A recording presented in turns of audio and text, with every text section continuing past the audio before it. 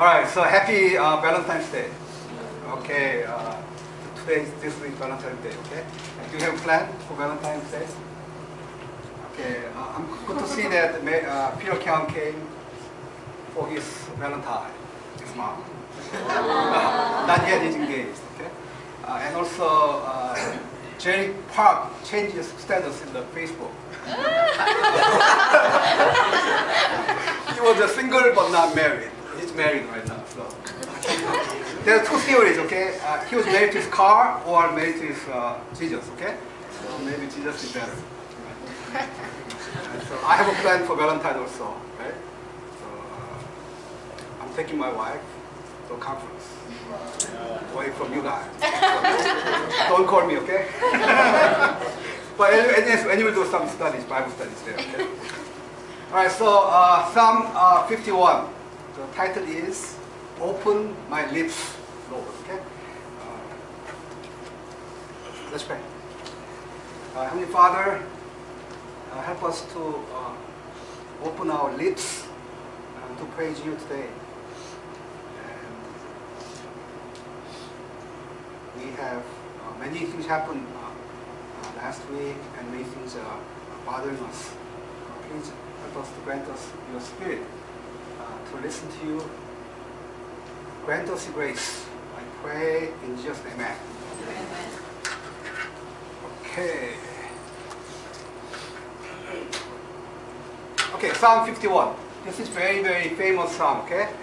So, actually this is a Valentine's psalm. I picked this one as a Valentine's psalm, okay? And this is David's confession of faith with God's mercy. And then if you look at Psalm 51, okay?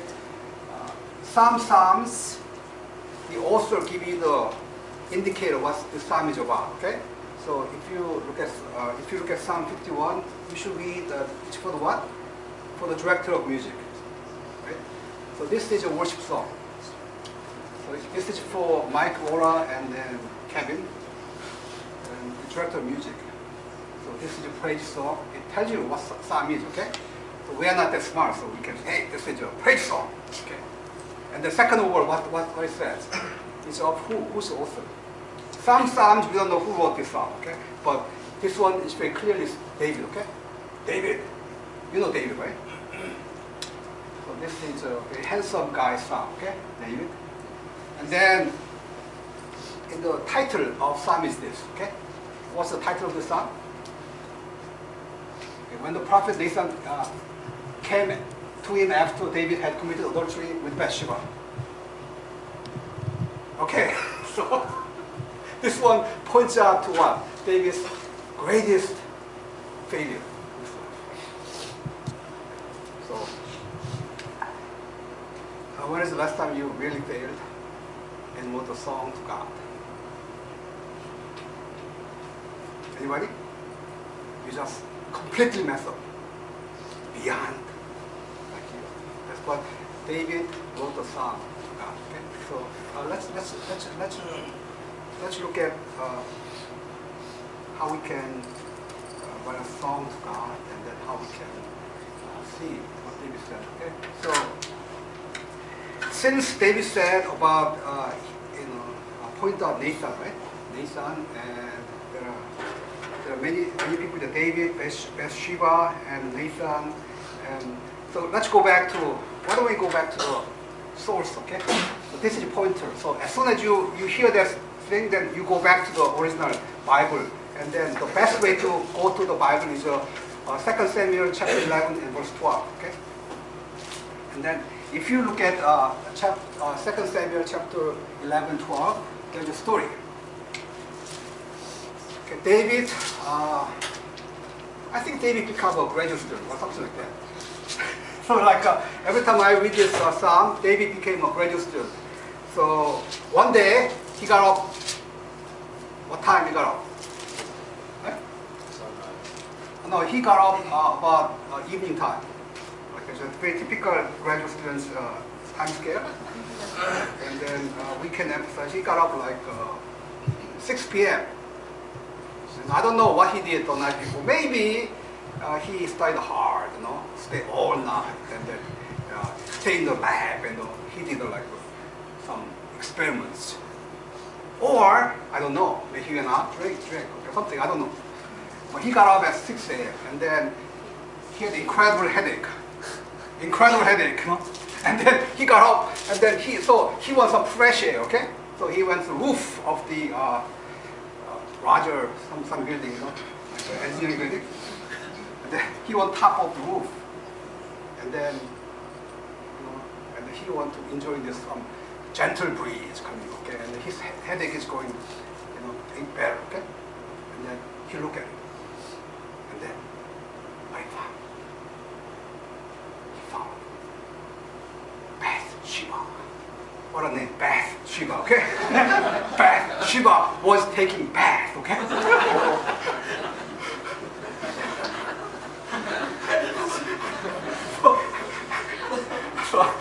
Bathsheba, so she does every day, taking bath, okay? That's what I mean, Bathsheba. I don't know if it's a real name or a nickname, okay? Maybe it's a nickname, okay? And then, but the Bible says, what? She was beautiful lady. And then, King David's eyes got bigger. And then, okay, let's find out who that lady is, okay? And then, so King David sent his servant to find out, hey, let's do investigation, okay? So he sent some spy from Russia, KGB, and then, oh, this guy, this lady that I saw one evening was Bathsheba. And then the spy said, oh, by the way, it's the Uriah's wife. Okay. So you have to imagine like David, okay? So you imagine David, okay, so he's king, and then he look at some other wife's naked body, okay? Then what he should do?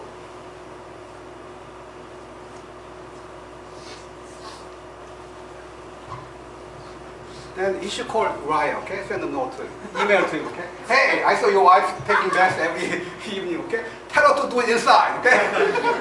Right? Right? Tell her to do it inside, not outside. I had a hard time. But David did not do it. David tell her to come over and then committed to adultery. And then I think it was like there are so many details there in the Bible. So she was like on cleansing, like a monthly cycle, okay? So that the chance of getting her pregnant is not that high. But 2 weeks later, she bought this strip. Oh, pink right now, pink. Oh, pink. Oh, pink.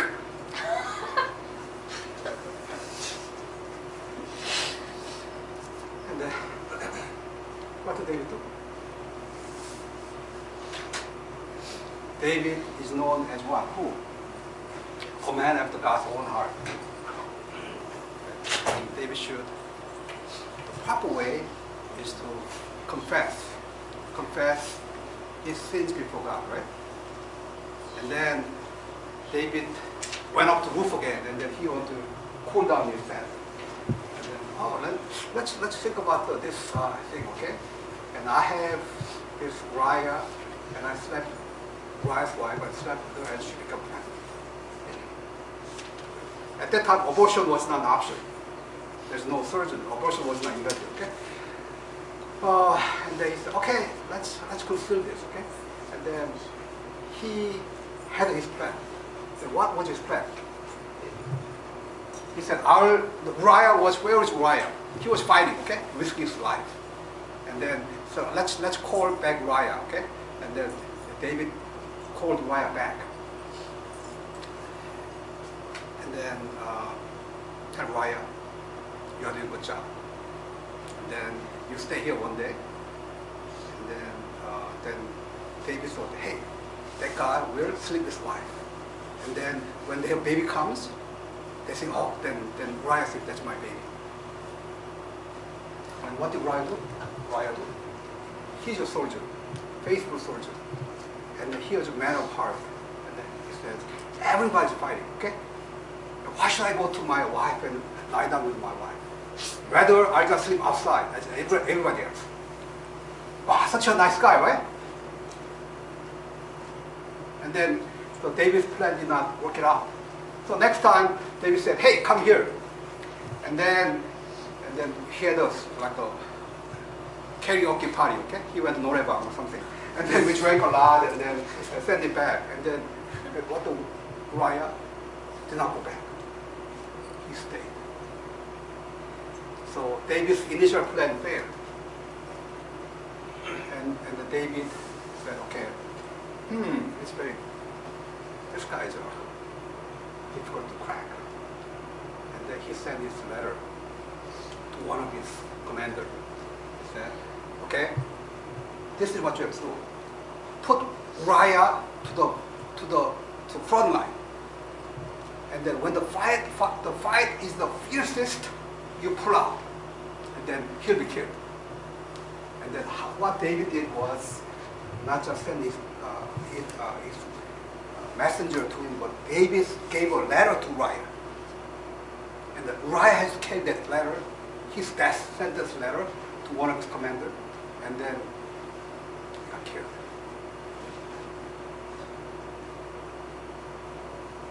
But this is like, when you read this story, what's going on?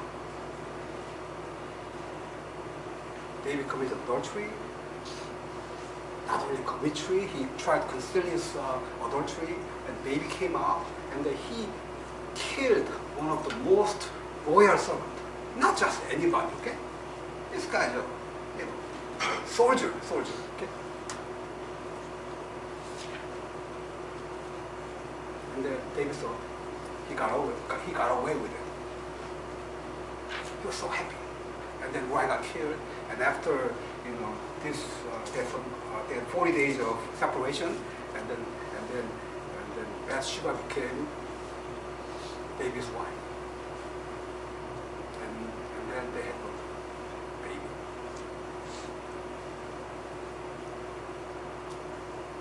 This is, we can think about this story as a David's story, but usually we will do if we found out that we can get away with it. This is not a David story, because usually we do things that we are smart and we think we can get away with it, we'll do it. And then David thought it's over. A success story. So David got the most beautiful wife by killing one of his servants.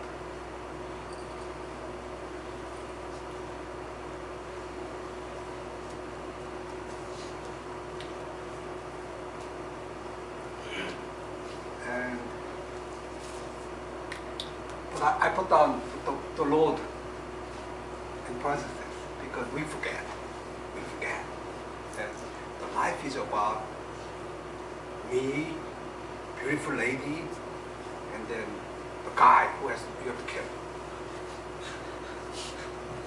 No, that's not true. Our story is our unfaithfulness, karma, the Lord. And then if you look at the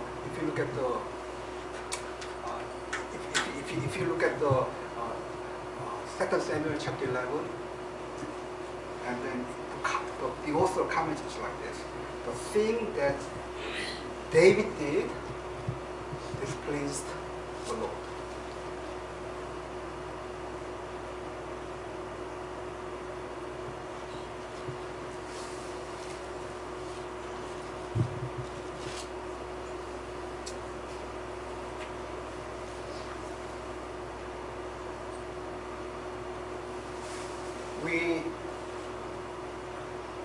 We are smart, and then we think that when we can do things when nobody looks around, but the Lord is there. So that's a problem, okay? The sin has to do with that what you do displeases God, and then so what God should do. When I read this passage, God was incredibly patient because after they committed adultery, and then after the baby was born, and then it wasn't a baby but child. After 2 or 3 years later, God sent His prophet Nathan to him.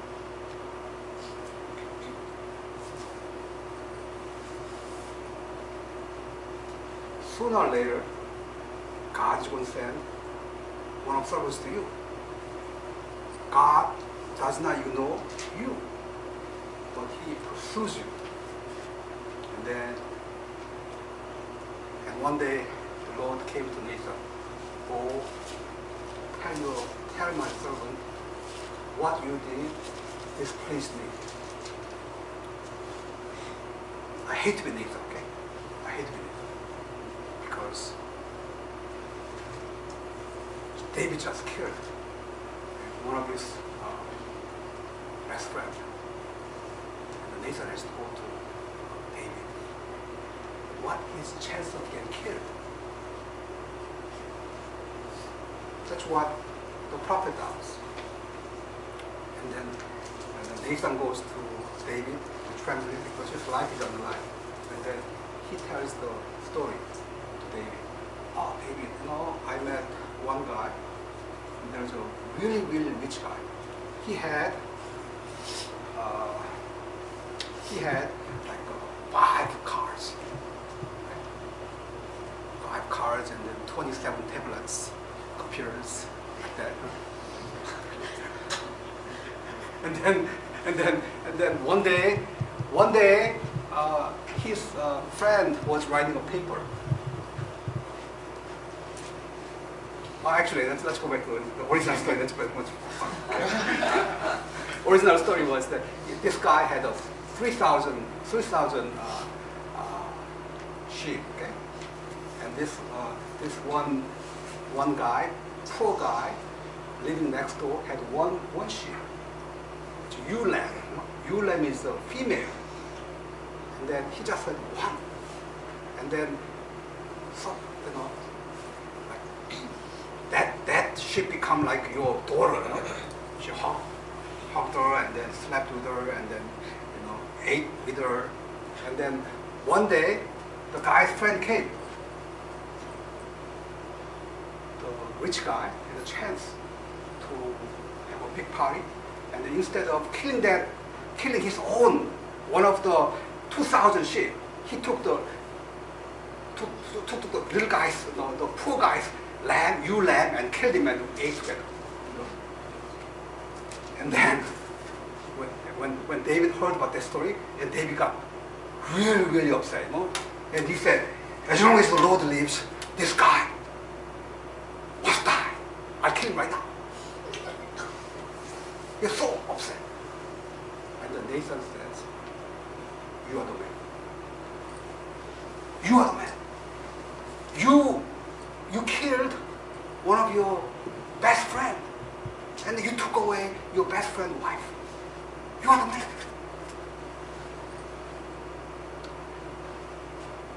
This is like one of the most painful events that David experienced. He thought that he could get away, and he was happy. And then the God sends His servant and then point out one of the things that displeased him the most.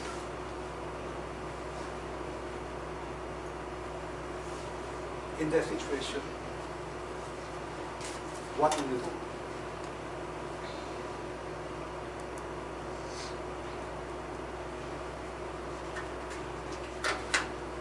I think there are 3 ways. I think there are 3 ways you can process your sin. Okay.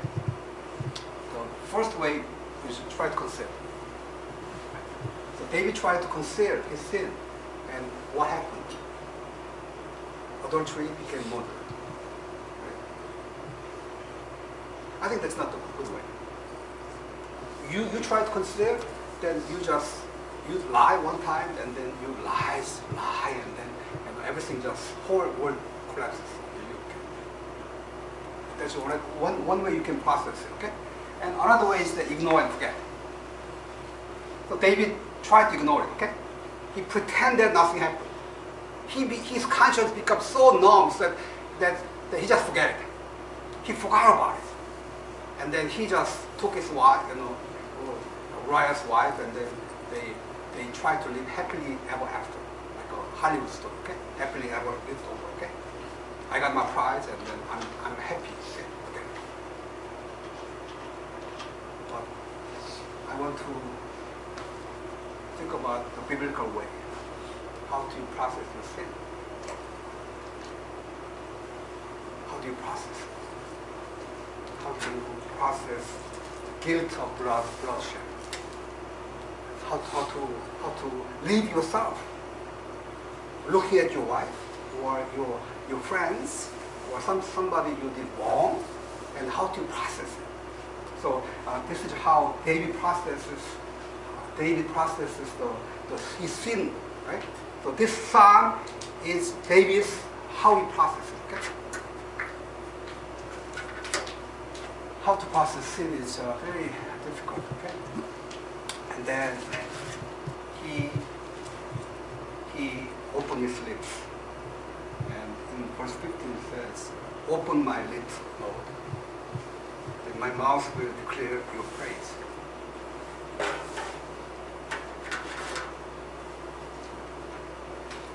So you got caught,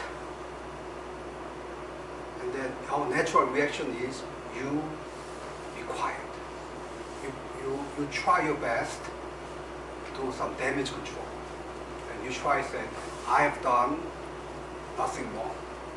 But David said, as soon as he heard the voice of God from Prophet Nathan, he broke down, and he said, "I have sinned against you."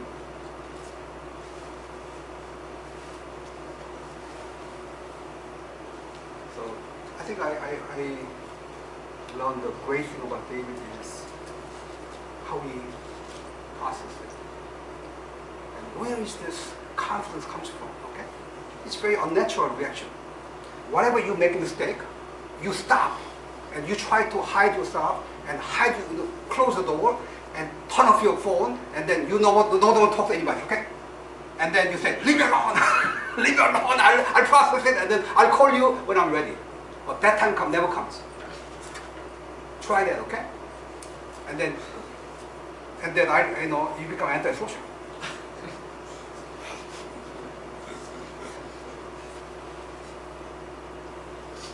But he wrote one of the juicy songs. It's like the top 10 song of all the time. This is top 10 song of all the time. Okay, Billboard chart. Okay, it has been here because usually when you write a song, Bruno Mars song. Okay, Just the Way You Are, Valentine's song. Okay, that song will die. Give me two years. Okay. Okay, I think maybe longer. Okay, I bought that. I paid that. Okay, I downloaded it and I paid $1.29. Okay, $1. Okay, so it's going to leave for me. Okay, maybe my iPod leaves. Okay, but this Psalm 51 is all time hit song because it had so much juicy stuff in there, right? And the title was very juicy. Okay, that's what we have to do.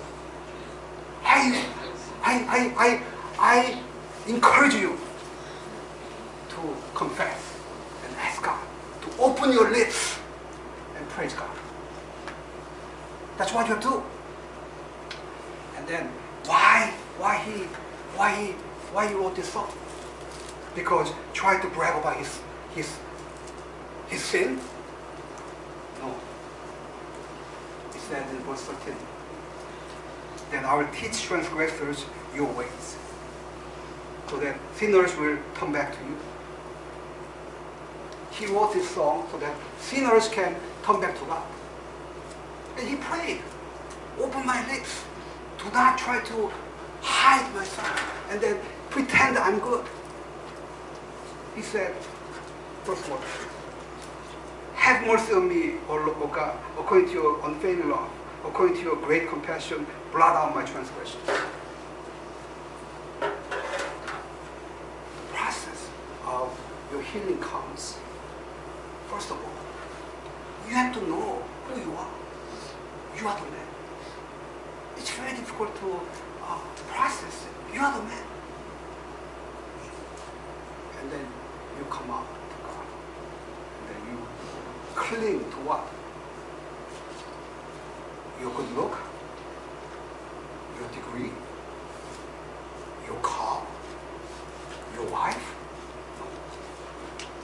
You cling to God's unfailing mercy. And this is our Christian life is all about.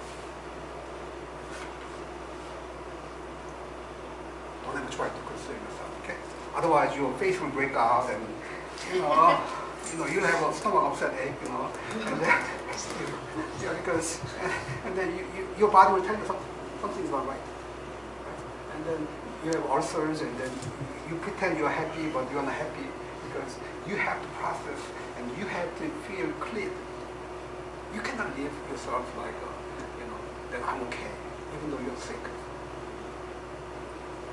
And then you struggle with it because your sin is always there before you. No matter how you try too hard to process it, it's there. Because David said, I was sinful, in my mother's womb, but you, God said, I can make you clean. And then he said, you can make me clean with the hyssop. You know the hyssop, right? How many people have a hyssop? Hyssop is that, Exodus story? When they kill the lamb and they dip the blood with the hyssop and they put the doorpost. That's a hyssop. He really knew that he cannot, process sin, but he needs to sacrifice some. So this psalm is David's way of processing his guilt, his failures, and then his way to go to God, the mercy of God, and be healed. Okay. And then he said, I'll teach and open up. Please open up my lips so I can sing, I confess, and get healed. And then not only that, he goes off. He says, may it please you to prophesy. Not only you heal me, heal everybody. Right? And then depending on the righteousness of God. That's what David says. Okay, one of the people that I really like is Augustine. Because Augustine's story is my story. Because Augustine was born. He was born in Roman Empire time. Okay, but he was born not in Roman Empire, but he was born in Africa. Okay. So one of the things I like is that of course I came to this country, but I was born in Korea. Okay? So Augustine's story is like my story. I came here to get educated. Okay. Augustine came to Rome to get educated, and he became highly successful. He was the most influential thinker and the speaker of all the time. And he became, after he meeting Jesus, he became the bishop, and he went back to his home country. And then everyone thought, this guy did so much work, so much, did everything so that he became a saint, bishop. And then Augustine said, no, I have something to confess. Because he said, I'm trying to disappoint you, but I became Christian.